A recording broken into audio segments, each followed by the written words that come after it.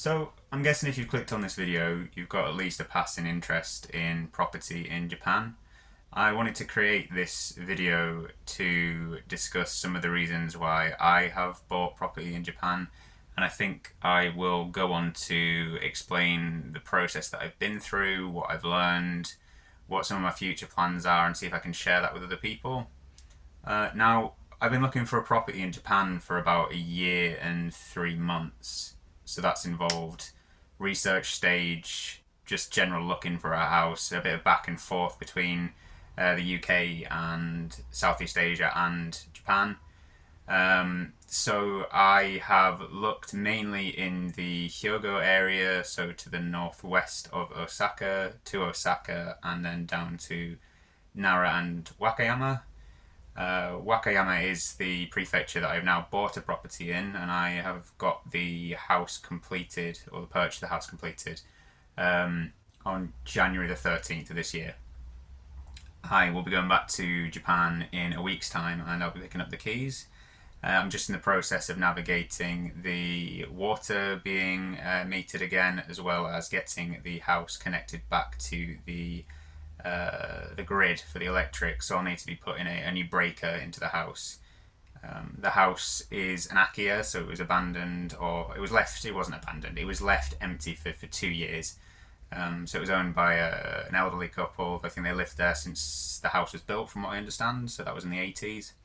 And it is full of their possessions, their belongings, and some interesting stuff that I'm semi-excited to dig through at the same time as want to be respectful for the fact that it's somebody's stuff and it's their entire life, and it's almost like a museum to somebody else's to their life, I suppose. And it's a bit of a strange dynamic to have, but this is quite a common situation that you find in Japan when buying a house, is that you will buy it with the previous owner's possession still there. If it's an Akiya, it's quite common. An Akiya being an abandoned or a vacant house, is what that means. So the process has been quite long-winded, partly because my Japanese isn't particularly good. I didn't really know any Japanese until about a year and a half ago. I did know some basic phrases from a long time ago. But I have since picked up an N5 qualification, so a JLPT N5, which is very basic sort of communication and understanding skills. I've had a bit of an assistance from a friend in Japan when going to the estate agents with viewings, and then completing the sale as well. She was present to provide translation and interpretation when I was there. Now, there are services in Japan to provide a translator for that. I mean, if you have contacts in Japan, that's also helpful. But I think there are ways to get through this process too, if you understand with a basic understanding of Japanese and what the process involves. So my house is now owned outright as well, which I want to get onto the reasons why I bought the properties.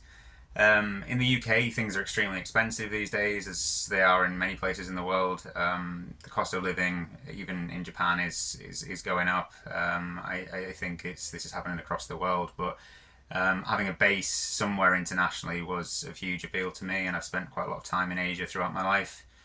The quality of the houses can be quite good in Japan, despite what people might think. They're built a little bit more with disposable materials, which is a very different attitude to things in the UK, for example, where things are very much brick and mortar. They're treated as a capital gains investment in the West. So if you buy a house and land here, you expect it to accumulate value over time. Japanese houses are considered as a bit more of a sort of a disposable proposition. So your house will decline in value, and people will be less interested in buying a house that is of an older age.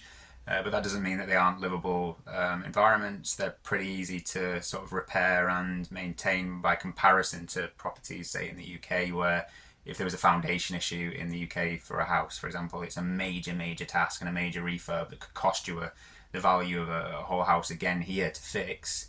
Whereas in Japan, the access to the foundations is in a hole in the kitchen, and you can go and repair bits of the foundation or piecemeal bits of the house. It's a little bit more how do we say, sort of compartmentalized, I suppose, the way the house is built, and segmented, and a process like that can be more repaired. There's also a lot of people that know how to do that in Japan. Those services are available to fix things, and you start seeing the quality of the work that's provided in places in Japan for that is very high. Not necessarily cheap. I'm not going to try and claim that these things are super affordable to the point where everybody can do it, but as a proposition to own a house outright, there are options in Japan that may not be available to you in your own country if it's of interest to you. Now, I do want to add that the situation I have at the minute, this is not going to be my permanent property throughout the year. I am visiting there currently on a tourism visa still, and I am looking longer term to maybe getting a visa in Japan, but I'm also pursuing Polish citizenship, which is another subject entirely. But my plan is to visit there at least sort of 3 months of the year, if not more, to use it as a base, and it's free accommodation for me while I'm there.